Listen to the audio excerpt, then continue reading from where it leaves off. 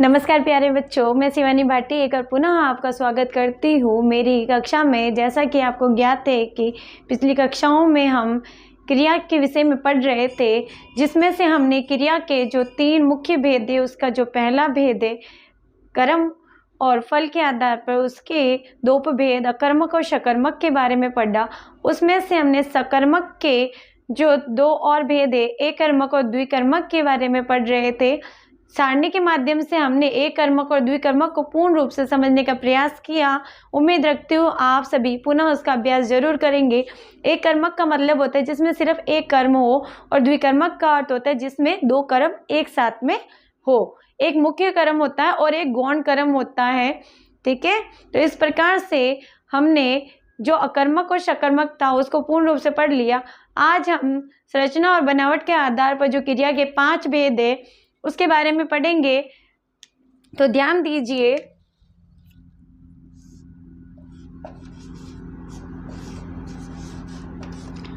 हम पढ़ रहे हैं क्रिया, और क्रिया का जो पहला भेद है वो पूर्ण रूप से हो चुका है। आज हम उसका दूसरा भेद, क्रिया का जो दूसरा भेद है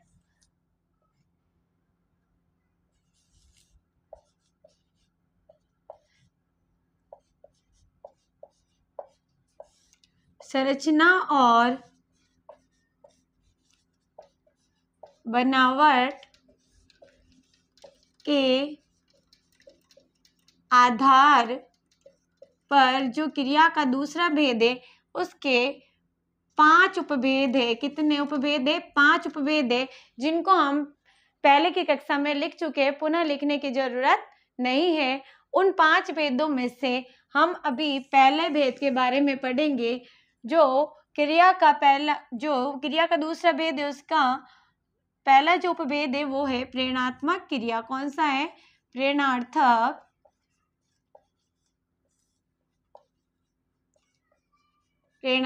क्रिया। जैसा कि नाम से ही पता चल रहा है, प्रेरणात्मक यानी प्रेरणा देने वाला, किसी को प्रेरित करने वाला। तो ध्यान दीजिए, जब हम इसके टुकड़े करते हैं तो प्रेरणा प्लस अर्थक बनता है प्रेरणा देना, यानी किसी को शिक्षा देना, किसी को ज्ञान देना। और जो अर्थक होता है उसका मतलब होता है बोध कराना, बोध कराना। अब ध्यान दीजिए प्यारे बच्चों, अब इसकी पहचान क्या होगी? प्रेरणात्मक क्रिया की पहचान लिखेंगे हम। प्रेरणात्मक क्रिया की पहचान है, इसमें 2 कर्ता होंगे। इसमें कितने कर्ता होंगे? 2 कर्ता होंगे।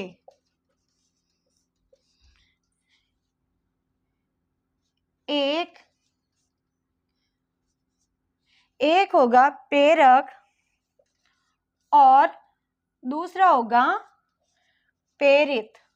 एक होगा प्रेरक कर्ता और जो दूसरा होगा वो प्रेरित कर्ता होगा। तो इस प्रकार से हम पहचान कर सकते हैं कि जिसमें 2 कर्ता मौजूद हो, एक प्रेरक हो और एक प्रेरित हो, उसमें प्रेरणात्मक क्रिया होगी। उदाहरण के माध्यम से हम समझने का प्रयास करेंगे। जैसे राधा ने श्यामा से खाना बनवाया। अब देखिए प्यारे बच्चों, जो राधा है और जो श्यामा है दोनों ही कर्ता है। दोनों क्या है? हमारे कर्ता है, लेकिन एक प्रेरक करता है और एक प्रेरित करता है। राधा ने काम किससे करवाया? श्यामा से कराया, लेकिन राधा ने श्यामा को प्रेरणा दी कि तू जाके खाना बना। तो जो हमारी राधा है वो हो गई प्रेरक, और जो हमारी श्यामा है वो हो गई प्रेरित, कि मुझे राधा ने बोला है जाके खाना बनाओ। क्रिया क्या हो रही है? खाना बनाना हो रहा है। तो इस प्रकार से उदाहरण के माध्यम से आप समझ सकते हैं कि जो आपको प्रेरणा देता है वो आपका एक कर्ता है, और जो प्रेरणा लेके काम कर रहा है वो दूसरा करता है। यानी काम काम की प्रेरणा देने वाला यानी काम करवाने वाला तो प्रेरक कहलाएगा, और काम करने वाला जो प्रेरित कहलाएगा। तो काम की प्रेरणा देने वाली यहाँ राधा है और काम करने वाली श्यामा है। तो राधा हमारी प्रेरक हुई और श्यामा प्रेरित हुई। इस प्रकार से दो कर्ता एक साथ में आ गए तो यहाँ पे हमारी प्रेरणात्मक क्रिया होगी। आगे कुछ उदाहरण के माध्यम से और हम समझेंगे। पहचान याद रखेंगे आप तो पूर्ण रूप से आप ये क्रिया सही कर पाएंगे।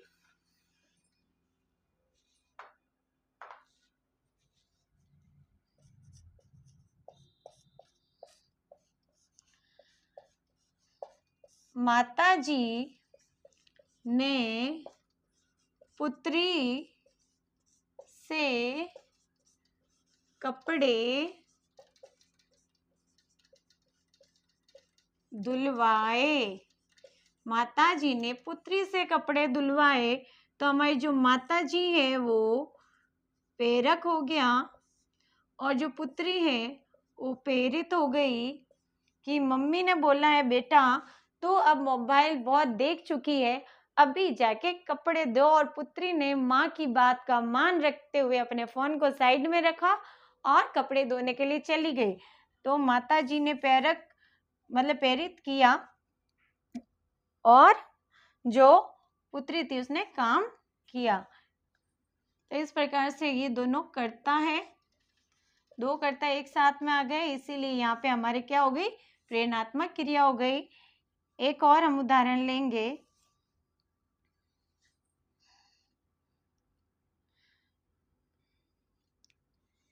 श्याम ने नौकर से संदूक मंगवाया। श्याम ने नौकर से संदूक मंगवाया। जो हमारा श्याम है वो प्रेरक हो गया और जो यहाँ नौकर है वो प्रेरित हुआ कि मालिक ने बोला है कि जाके संदूक लेके आ, और वो जाके संदूक लेके आया। जो काम कर रहा है वो नौकर है, जो काम करने का ऑर्डर दे रहा है वो श्याम है। तो इसमें दोनों ही कर्ता है, दो कर्ता एक साथ में आ गए, यानी एक कर्ता, दो कर्ता साथ में आने का मीन्स है कि एक कर्ता दूसरे कर्ता को क्या दे रहा है, प्रेरणा दे रहा है, मोटिवेट कर रहा है कि आप ये काम कर सकते हो, जाइए ये काम कीजिए। तो वहां पे आपके प्रेरणात्मक क्रिया होगी। क्या होगी, प्रेरणात्मक क्रिया। इन उदाहरणों के माध्यम से आप समझ सकते हो। एक चीज और ध्यान रखिएगा, जिस वाक्य के अंत में वाय आए, बाया, वाय ये शब्द आते हैं तो आपके कौन सी होगी, प्रेरणात्मक क्रिया होगी। इस प्रकार से भी आप इसका ध्यान रख सकते हैं। आगे देखिए,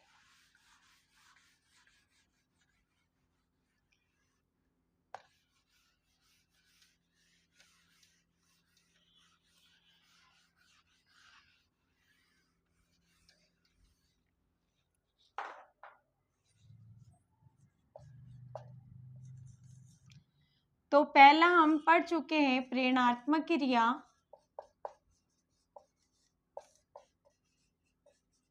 ये क्लियर हो चुका है। अब दूसरा है पूर्वकालिक क्रिया। कौन सा है, पूर्वकालिक क्रिया। अब ध्यान दीजिए, पूर्व काल और इक। अब क्या है, पूर्व क्या है, पहले, काल यानी समय, एक प्रत्यय है जो संबंध स्थापित करने का काम कर रहा है। क्या बता रहा है, संबंध बता रहा है। तो पूर्वकालिक क्रिया का मतलब है कि इसमें भी इसकी पहचान है,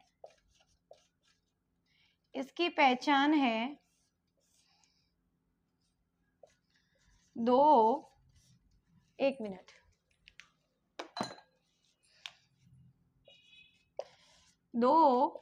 क्रिया होगी। इसमें दो क्रिया एक साथ में होगी, दो क्रिया एक साथ होगी।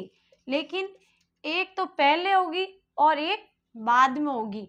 जो पहले होगी वो आपकी पूर्वकालिक क्रिया कहलाएगी। क्या कहलाएगी? पूर्वकालिक क्रिया। तो उदाहरण के माध्यम से समझेंगे, जैसे राम ने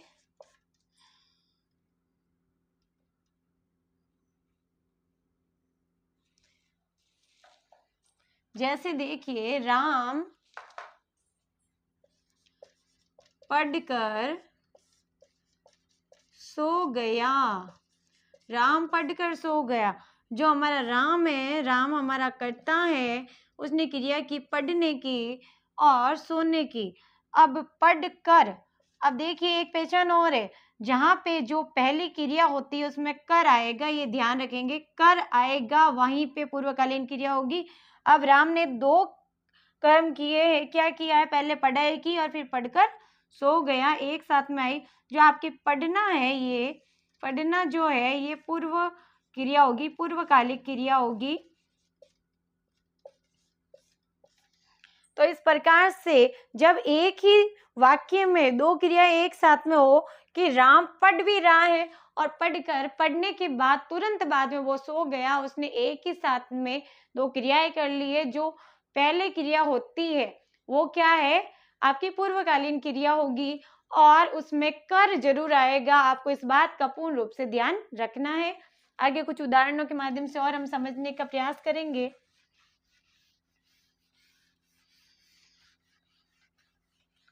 वेट अ मिनट।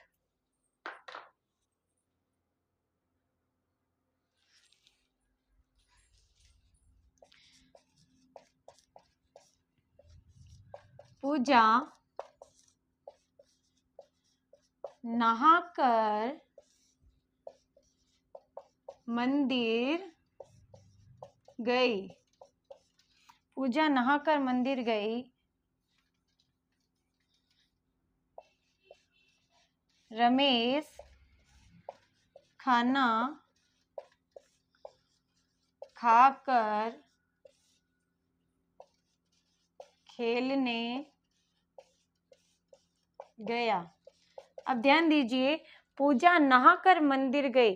पूजा ने सबसे पहले कौन सा काम किया? कौन सा काम किया? नहाने का। और उसके बाद वो नहा के कहाँ गई? मंदिर गई। एक साथ में उसने दो काम कर दिए। लेकिन एक जो पहले काम होता है वो पूर्वकालीन क्रिया का हिस्सा होता है। तो जो नहाना था वो पूर्वकालीन क्रिया है, जो पहले हुई है। तो इसमें जो मंदिर जाना है वो दूसरा काम है। तो जो नहाना है वो पूर्वकालीन क्रिया होगी। इसकी पहचान, एक साथ में दो कर्म हो रहे, नहाकर मंदिर जाना। अब इधर देखिए, रमेश खाना खाकर खेलने गया। रमेश खाना खा के खेलने गया। तो रमेश जो हमारा है वो करता है और रमेश ने सबसे पहले कौन सा काम किया? खाना खाने का काम किया। उसके बाद में वो खेलने गया। दो काम किए उसने। एक ही वाक्य में जब दो काम करने के लिए आ जाए, यानी एक पहला जो काम होता है वो पूर्वकालिक का संकेत देता है, तो इस प्रकार से इसमें भी हमारी पूर्वकालीन क्रिया होगी। और इसमें कर आ रहा है, इसमें भी कर आ रहा है। इन कर के माध्यम से भी आप पूर्वकालीन जो क्रिया है उसकी पहचान कर सकते हो। तो इस प्रकार से आज हमने जो हमारी क्रिया का दूसरा भेद था, संरचना और बनावट के आधार पर उसके 5 उपभेदों में से पहला उपभेद प्रेरणात्मक क्रिया पढ़ा, जिसमें हमने ये जाना कि उसमें दो कर्ता होते हैं। एक कर्ता प्रेरित करता है, प्रेरक और प्रेरित होता है। एक दूसरे को गाइड करता है, मोटिवेट करता है किसी काम को करने के लिए। तो जब एक इंसान दूसरे इंसान को किसी काम के लिए मोटिवेट करे, किसी काम को करवाने के लिए उसे बोले, तो वहां पे हमारा प्रेरणात्मक क्रिया होगा, जो किसी को प्रेरणा दे कि आप जाके ये काम कीजिए। जैसे मैं आपको पढ़ा रही हूँ, मैं भी करता हूँ, आप पढ़ रहे हो, आप भी करता हो, लेकिन मैं पढ़ाने का काम कर रही हूँ, मैं आपको प्रेरक कर रही हूँ। तो और आप बच्चे सभी मेरे पढ़े हुए विषय को ध्यानपूर्वक पढ़ के समझ के लिख रहे हो, आप भी काम कर रहे हैं। तो आप मेरे द्वारा पढ़ाई गई चीज से प्रेरित होकर काम कर रहे हो। तो मैं प्रेरक और आप प्रेरित हैं। तो मैं आपको बता रही हूँ और आप काम कर रहे हो, इस प्रकार से भी आप इसको समझ सकते हैं। दूसरा हमारा था पूर्वकालीन क्रिया, जिसमें हमारे दो काम एक साथ में होंगे, एक ही वाक्य में दो काम होंगे, तो जो पहले काम होगा उसको हम क्या कहेंगे, पूर्व, यानी पहले का काम। ओके, और इसको आप समझ सकते हैं, इसमें आपका जो पहले की जो क्रिया होगी, जो पहले का जो काम होगा, उसमें कर लगा हुआ आएगा, कर लगा हुआ आएगा, पीछे प्रत्यय आएगा, तो आपको समझना है कि यहाँ पे आपका क्या है, पूर्वकालीन क्रिया होगा। तो ये सभी नोट आउट करें आप।